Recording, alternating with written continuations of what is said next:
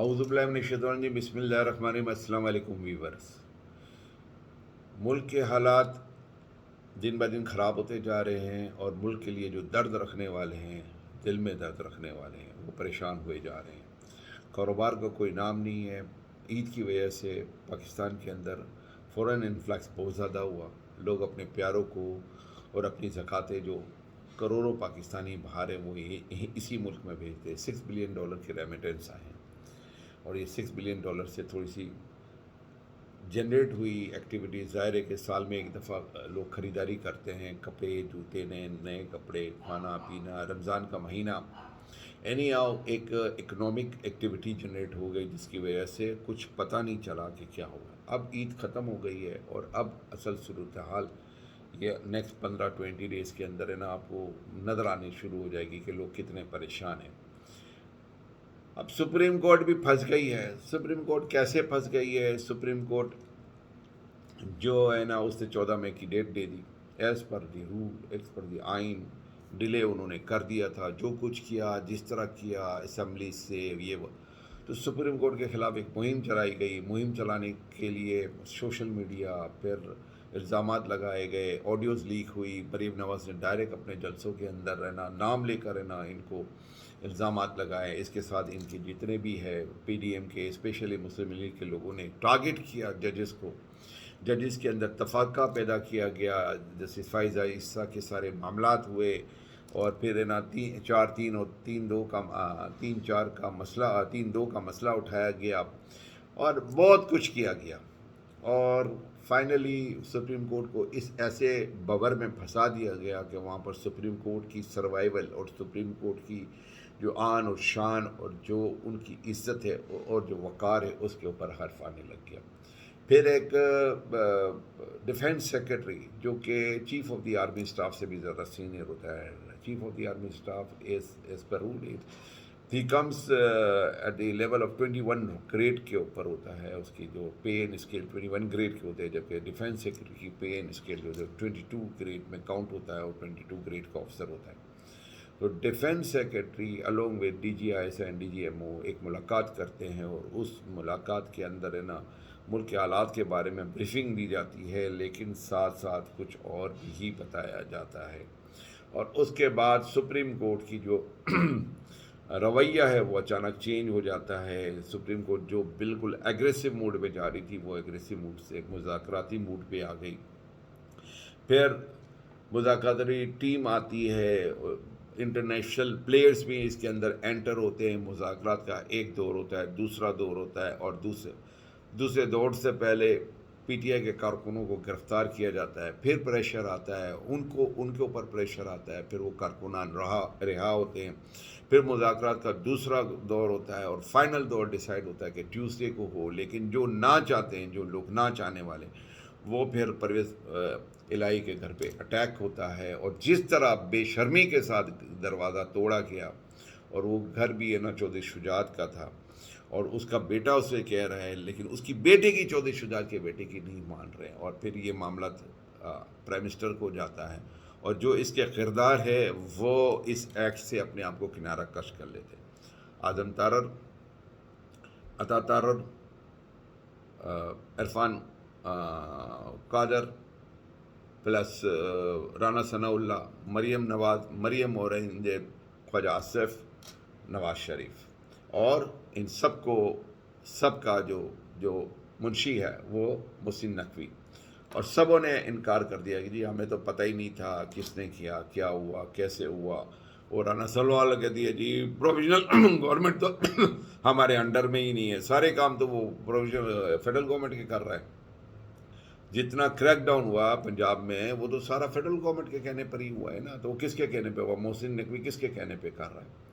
Any आओ इन्होंने मतलब एक सुप्रीम कोर्ट को फंसा दिया है। अब यहाँ पर स्टेक जो है वो एक बात हो रही है कि इलेक्शन होना है नहीं होना है। इन्होंने एक मुज़ाकरात का एक वो बनाया, टीवी पे आकर बबांगे दहल ये कहते हैं कि जी हम तो इलेक्शन नहीं कराएंगे, हम तो मुज़ाकरात नहीं करेंगे। एक ग्रुप कह रहा है, मौलाना फजल रहमान अलग बैठा हुआ है और जरदारी साहब अलग बैठे। मैं आपको यहाँ पर एक बात बता दूं कि जरदारी साहब जो है ना انہوں نے کمٹ کیا ہوا ہے، زرداری صاحب نے کمٹ کیا ہوا ہے، ٹھیک ہے، اور کن لوگوں سے کمٹ کیا ہوا ہے کہ یہ مذاکرات کامیاب ہوں گے اور میں ان کو مذاکرات کی میز پہ بٹھاؤں گا اور میں ان مذاکرات کو کامیاب کروں گا۔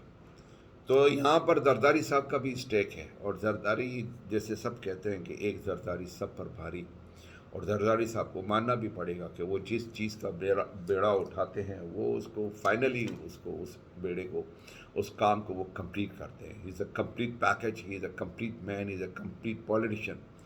آپ اس کے اوپر کتنا بھی ان سے اختلاف کریں، لیکن یہ بات ماننی پڑے گی کہ زرداری کی جو سیاست ہے پاکستان کے حساب سے دیٹ از بیسٹ۔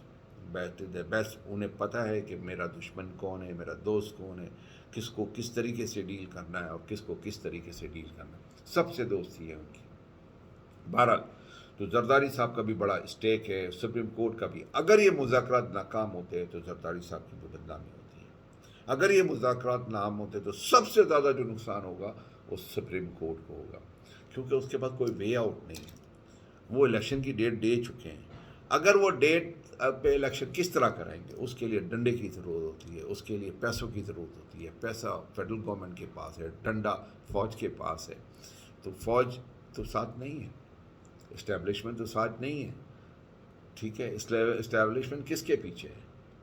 دو کہ اسٹیبلشمنٹ نے یہ کہہ دیا کہ جی ہم کو تو 245 کے ذریعے بلایا جا سکتا ہے، اور جب ہم کو فیڈرل گورنمنٹ بلائے گی تو ہم آئیں گے، لیکن پس پردہ تو ہاتھی کے دانت دکھانے کے اور کھانے کے اور ہوتے ہیں۔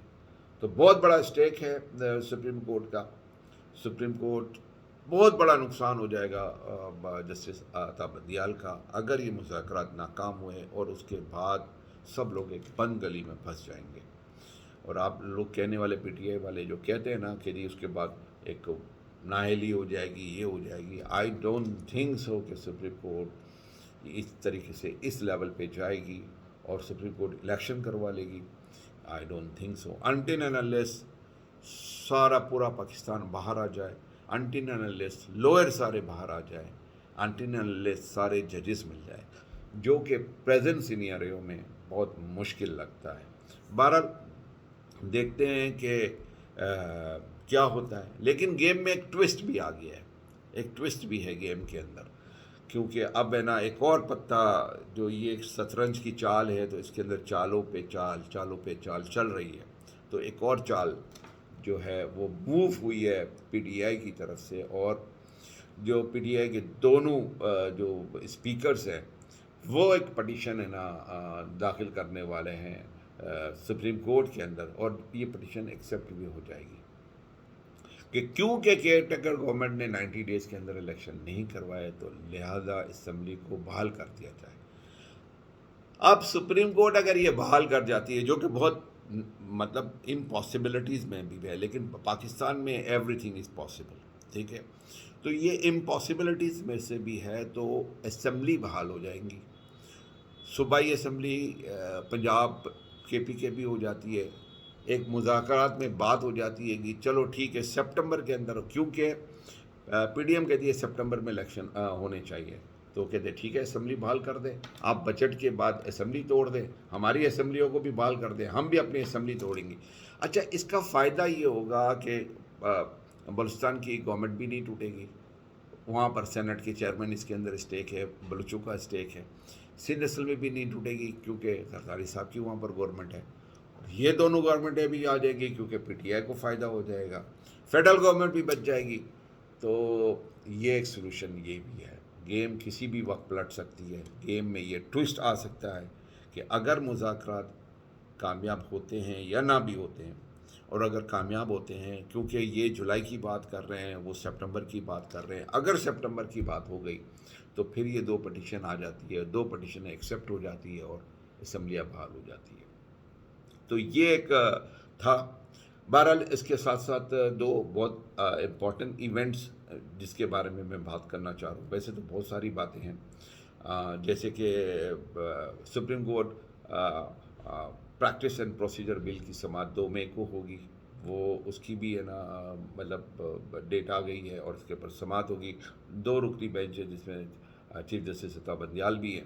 اس کے علاوہ جو ہوا ہے ڈسٹرکٹ الیکشن کمشنر فیصل آباد، اس نے chief election commissioner secretary chief election commissioner کو خط لکھا ہے کہ جتنی بھی چیف الیکشن کمشنر ہے اس کی جائیدادیں ہیں جو ان کی اپوائنٹمنٹ سے پہلے تھی اور ابھی کی، اور ان کے پیسے کتنے بنے، کتنا بنا. ان کو لاہور ہائی کورٹ نے بھی ہے نا ایک لیٹر ان کو لکھا کہ لاہور ہائی کورٹ نے بھی ان کے بارے میں کہا تھا کہ جی آپ نے نا آئین کو مطلب کے اوپر آپ عمل نہیں کیا اور آپ نے ساری پروسیڈر کو کمپلیٹ نہیں کروایا. تو ایک اپلیکیشن چلی گئی ہے اور اس کے بعد یہ اپلیکیشن سے سب ڈیٹیل آئے گی. تو ایز پر دی انفارمیشن یہ سارا معاملہ ہے نا سپریم جوڈیشل کونسل میں چلا جائے گا اگینسٹ چیف الیکشن کمشنر راجہ سلطان سکندر سلطان صاحب کے خلاف. تو بات یہ ہے کہ یہاں پر بھی دیکھتے ہیں کیا ہوتا ہے. ہونا تو مشکل ہی ہے کیونکہ جب تک اسٹیبلشمنٹ نہ چاہیے سب کچھ ہوتا نہیں ہے پاکستان میں. تو لیٹ سی کہ اس پہ کیا ہوتا ہے.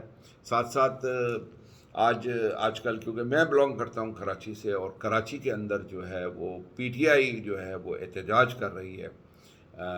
پوری کراچی کے اندر انہوں نے احتجاجی کیمپ 2 دن سے لگائے ہیں اور آج بھی ان کے کیمپس لگ رہے ہیں. اور مردم شماری میں جس طرح کراچی کی آبادی کو کم دکھا گیا، انتہائی ظلم اور انتہائی فراڈ بات ہے.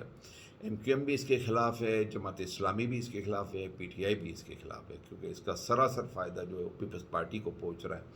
اور یہ بات جو ہے نا مطلب لاڑکانہ کی آبادی 25% بڑھ گئی، سکھر کی آبادی اتنی % بڑھ گئی، نواب شاہ کی آبادی اتنی % بڑھ گئی، لیکن کراچی کی آبادی 5% ڈکریز ہو گئی. عجیب بات ہے، کراچی کی آبادی کم ہو گئی اور باقی سارے پورے سندھ کی آبادی بڑھ گئی.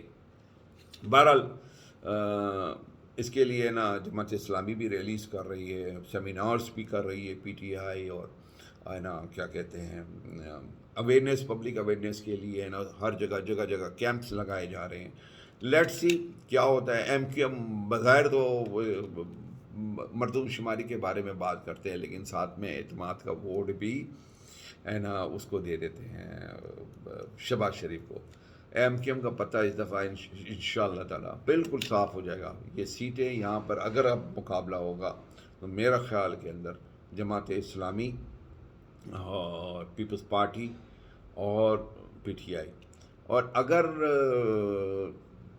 پیپلز پارٹی نے اگر زیادہ گیم نہیں دکھائی تو ظاہر ہے کہ اوبویسلی پی ٹی آئی ہے نا وہ وننگ یہاں سے نکلے گی اور پہلے سے زیادہ سیٹیں اٹھائے گی. لیکن اور جو ایم کیو ایم کی زیادہ تر سیٹیں ہیں وہ ڈسٹریبیوٹ ہو جائے گی between Peoples party and Jamaat Islami. Let's see کیا ہوتا ہے. اب تک کے لیے اتنا ہی. پاکستان زندہ باد.